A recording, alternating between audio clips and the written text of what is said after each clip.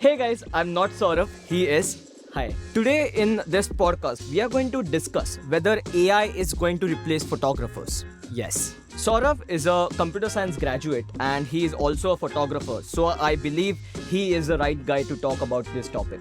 I am not an expert, but I do have a bit of knowledge about AI, so I think it will be helpful for the audience. That's perfect. So, without wasting any time, let's get started.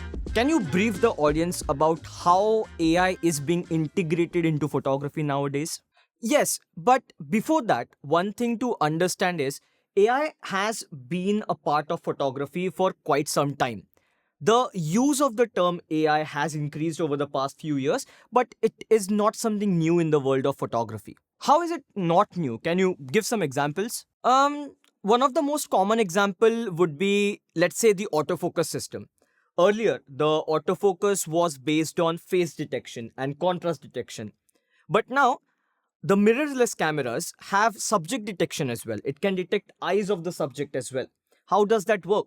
Basically, the software has been trained with large number of subjects, and that is how it is able to detect them. It is using machine learning and artificial intelligence. Interesting. I did not know, to be honest, that autofocus also uses AI. Yeah, in fact, the improvements in AI right now is more because of software than hardware. Okay, so we were using AI for quite some time. We were just not aware that AI is responsible for all these features. Exactly, that's what I'm saying. Then why are people suddenly talking about AI so much? I believe that has to do with the recent advancements in generative AI. Generative AI, what is that? Generative AI, in simple terms, is basically a branch of AI that deals with generating some new type of content. For example, let's say ChatGPT. It's a text-based generative AI. It generates text. There is Midjourney as well. Midjourney is able to generate images. We all know Adobe came up with generative fill in Photoshop beta. And that is when most of the people got their hands on generative AI. My guess is since it's becoming more publicly accessible, since it's becoming easier to use, people are talking more about it now. Right. Coming to the main question, Saurav, since you said generative AI can generate images, so do you think it will replace photographers? Um, I understand that a lot of people have this question. To be honest, even I was wondering about this. And there is no way to know for sure what's going to happen in the future. Yes, we can make a logical guess, but if you still want a straight answer from my side, that would be I don't think AI will replace photographers. Because, see, there have been a lot of technological advancements in the past. AI, again, is one of them. And if you see the past history, human beings have always used technology to their advantage and not against them. So, if I understand correctly, what you're trying to say is photographers will somehow find a way to use AI to their advantage.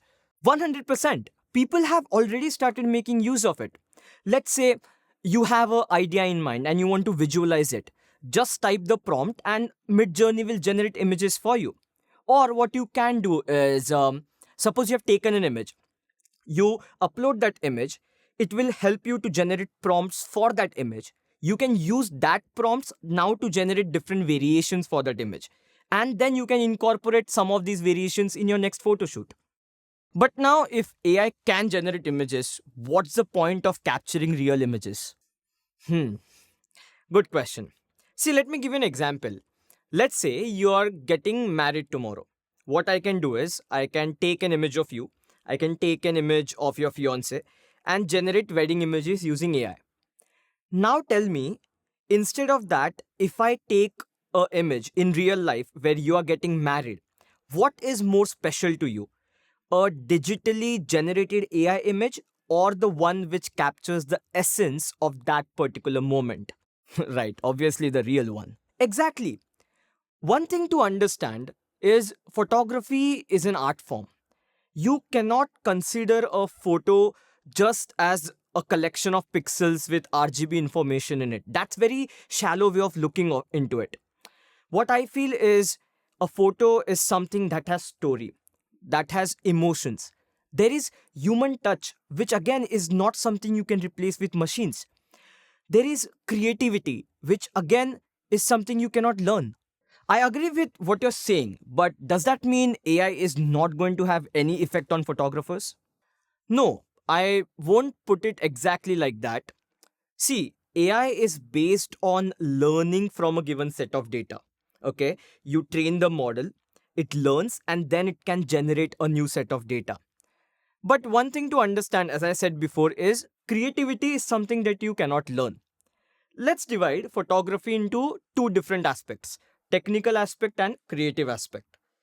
When it comes to the creative aspect, like for example, you're doing product photography. Okay, what should be the lighting? What should be the composition? What is the selling point? These all are decisions that require human inputs. And there is no right or wrong for the machine to learn because these are subjective decisions. Now, technical aspects, like for example, your camera has auto mode, that can get smarter with the help of scene detection, like in smartphones. This is just a hypothetical example, obviously. The point I'm trying to make is the technical aspects, the not so creative aspects, where you don't require human input, can be up to an extent be replaced by AI. But when it comes to the creative decisions, I feel there's still a clear distinction between a human being and a machine. So you are saying that AI will replace the easier aspects. That is a thing to be scared of, right? I would suggest to not be negative about this. See, I said it before, I'll say it again. Make the technology work for you and not the other way around. For example, earlier if we had to remove people from images, we had to spend a lot of time in Photoshop and it was very time consuming.